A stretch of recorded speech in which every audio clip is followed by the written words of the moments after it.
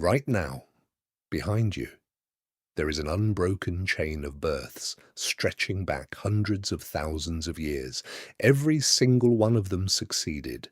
Every single one.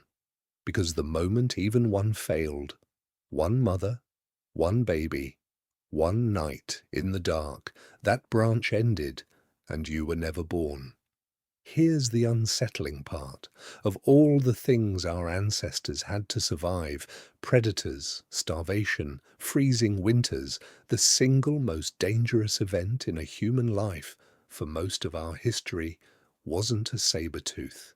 It was being born. And it was just as deadly for the woman giving birth as for the child. Human birth is frankly a biological catastrophe. A gazelle gives birth standing up and walks away minutes later. A human mother could be in labor for a full day, and at the end of it, there was a real chance neither she nor the baby would survive. So how did they do it? With no doctors, no hospitals, no painkillers, how did ancient humans manage to be born at all often enough for 300,000 years? The answer is stranger than you'd expect, because the way our species solved the problem of birth may be the very reason we became so social in the first place. Start with the question almost nobody asks: why is human birth this difficult? Blame two things that collided in our evolution. First, we stood up. Walking on two legs narrowed the human pelvis into a tight, twisting passage. Second, our brains exploded in size. Put those together and you get a problem with a name: the obstetric dilemma. The baby's head is enormous, the mother's pelvis is narrow, the head barely fits, and sometimes it doesn't fit at all. But it gets worse because it's not just tight, it's a maze. In most primates, the birth canal is a straight tube. The baby comes out facing the mother, who can reach down, guide it, clear its mouth, pull it to her chest. A human baby can't do that. Our canal changes shape from top to bottom, so the baby has to rotate as it descends, and it usually emerges facing backward, away from the mother. That single fact changed everything. A human mother, alone, physically, cannot safely deliver her own baby the way other primates can. She can't see it. She can't easily guide it. If the cord is around its neck, she can't reach it. The solution wasn't anatomical, it was social. Anthropologist Wenda Trevethan calls this obligate midwifery, the idea that for humans, having help during birth isn't a luxury. It's baked into our biology by evolution itself. And this may be one of the most underrated turning points in our history. Long before agriculture, before writing, before cities, we had this: a woman in labor and other women gathered around her, holding her, catching the baby, knowing what to do because they had seen it before. Trust, communication, knowledge passed from one generation to the next. The cooperation that defines our species may have been forged, in part, in the most desperate moments of childbirth. These weren't doctors. They were experienced women, usually older, usually mothers themselves. The same grandmothers who were so crucial to keeping children alive. They knew that an upright, squatting posture opens the pelvis wider and lets gravity help. Lying flat on your back, by the way, is a recent and slightly strange invention. It exists mostly for the convenience of the person delivering the baby, not the one having it. Make no mistake, even with help, birth was brutal. Estimates for pre-modern populations are sobering. Roughly 1 in 100 births killed the mother. That sounds small until you remember women had many children. Over a lifetime of 8 or 10 pregnancies, the cumulative risk of dying in childbirth could climb toward 1 in 10.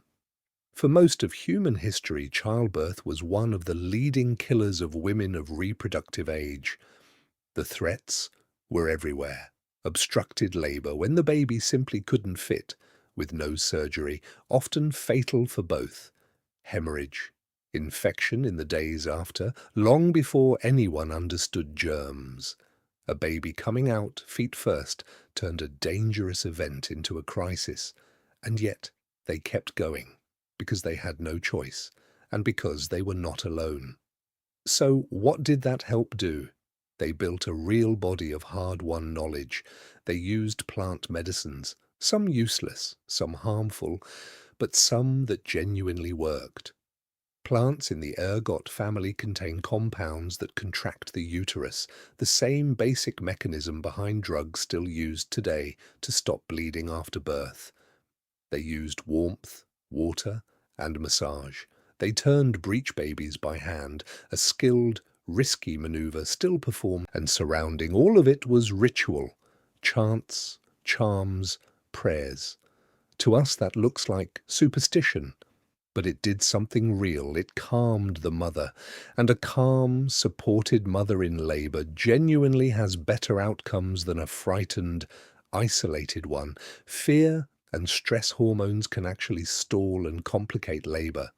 So a circle of familiar women murmuring familiar words wasn't just comforting. It was, in its way, medicine. Here's the part that should make you stop. For 300,000 years, birth was a social event. A woman was surrounded by others who had been exactly where she was. She was never alone. In the last century, we changed almost all of it. For good reasons. Modern obstetrics is a triumph. Maternal death has dropped more than 90% in much of the world. C-sections save mothers who, in any earlier era, would simply have died. None of that is up for debate. But notice what quietly disappeared: the circle of experienced women, the continuous presence of people who had done this before. Today, a woman is often surrounded by competent strangers in an unfamiliar room, far from family. The medicine is extraordinary, but the social architecture humans leaned on for 99% of our existence is often gone. And the data hints the loss is real. When a woman has one familiar person who stays with her the whole labor, outcomes improve, shorter labors, fewer complications. We even reinvented a word for it, doula, which is just the ancient grandmother in the birthing circle rediscovered. So how were ancient humans born at all? Not easily, not safely. Birth was the narrowest gate any of us ever passed through, and for the mother, often the most dangerous day of her life. But there was a circle of women who had been there before, hands ready to catch the baby and hold the mother. Knowledge passed forward through unbroken generations. Every one of your ancestors came through that gate, and every one of their mothers survived long enough to raise them. The odds were against all of them. They made it anyway. Not because birth was safe, but because they never faced it alone.